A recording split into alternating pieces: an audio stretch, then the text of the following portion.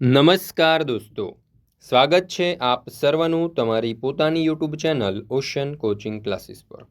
મિત્રો, આજે આપણે ધોરણ 7ની જે પ્રોજેક્ટ પ્રવૃત્તિ બુક છે તે પ્રોજેક્ટ પ્રવૃત્તિ બુકની પ્રવૃત્તિ નંબર 21 મારું પુસ્તકનું સંપૂર્ણ સોલ્યુશન આપણે આ વિડીયોની અંદર જોવાના છીએ।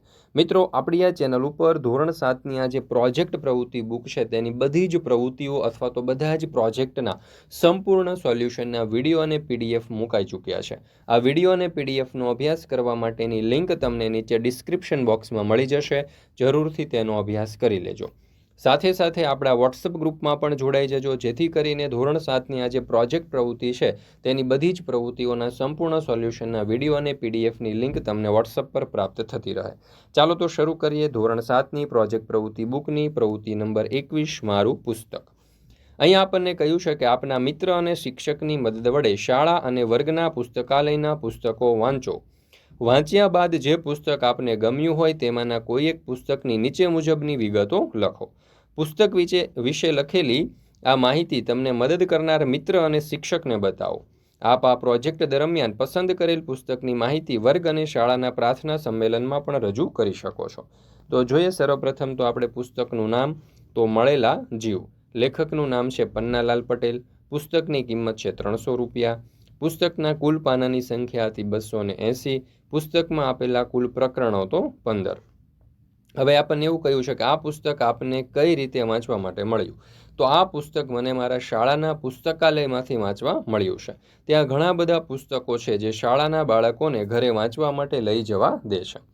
ત્યાર પછી કહ્યું છે કે વાંચન દરમિયાન તમને પુસ્તકની કઈ કઈ બાબતો ગમી, તો પન્નાલાલ પટેલની લેખન શૈલી ખૂબ જ સંવેદનશીલ અને વ્યક્તિત્વમય છે। વાર્તાની સંરચના અને પાત્રોનું નિર્માણ ખૂબ જ જીવંત અને સ્વાભાવિક છે। ગામડિયા જીવન અને તેની રહેણી કરણીનું સુંદર અને રસપ્રદ વર્ણન છે। પ્રેમ, સંઘર્ષ અને માનવતાની ભાવનાઓની સુંદર રજૂઆત, પુસ્તકના સંદેશો અને મૂલ્યો ખૂબ જ પ્રેરણાદાયક છે। ત્યાર પછી આપણે જોઈએ પુસ્તકનો સાર, તો મળેલા જીવ પન્નાલાલ પટેલનું પ્રસિદ્ધ નવલકથાનું પૌરાણિક અને માનવીય મૂલ્યો સાથે ઓતપ્રોત વર્ણન છે। આ નવલકથા ગ્રામ્ય પૃષ્ઠભૂમિમાં માનવતાના મર્મ, પ્રેમ અને સંઘર્ષની વાર્તા રજૂ કરે છે। આ કથા બે પાત્રો ગંગા અને ગોવિંદના જીવન ઉપર કેન્દ્રિત છે। તેઓ બંને એકબીજાથી અલગ થઈને પણ જીવનના વિવિધ પડાવ અને સંઘર્ષોનો સામનો કરે છે। પુસ્તકમાં માનવ જીવનના વિવિધ મંચો અને વિચારધારાઓની સુંદર રજૂઆત છે, જેમાં પ્રેમ, નિષ્ઠા, પરિસ્થિતિઓ અને સંઘર્ષના મર્મ પ્રકાશિત થાય છે। વાર્તા માનવતા, સાહસ અને સંઘર્ષને પ્રકાશમાં લાવે છે અને આબેહૂબ વર્ણનો દ્વારા પાત્રનો જીવન સંઘર્ષ પ્રસ્તુત કરે છે। આ નવલકથા માનવ જીવનમાં આદર, સમર્પણ અને માનવતાના મૂલ્યોને ઉજાગર કરે છે। મિત્રો, અહીંયા આપણે આ જે પ્રોજેક્ટ પ્રવૃત્તિ બુક છે તેની પ્રવૃત્તિ નંબર 21 પૂર્ણ કરીએ છીએ। ફરી મળીશું આપણે પ્રોજેક્ટ પ્રવૃત્તિ બુકની પ્રવૃત્તિ નંબર 22ના સંપૂર્ણ સોલ્યુશન સાથે। મિત્રો, આપણી આ ચેનલ ઉપર ધોરણ 7ની જે સ્વ અધ્યયન પોથી છે તે સ્વ અધ્યયન પોથીના બધા જ ભાગના તમામ પાઠના સંપૂર્ણ સોલ્યુશનના વિડીયો અને પીડીએફ મુકાઈ ચૂક્યા છે।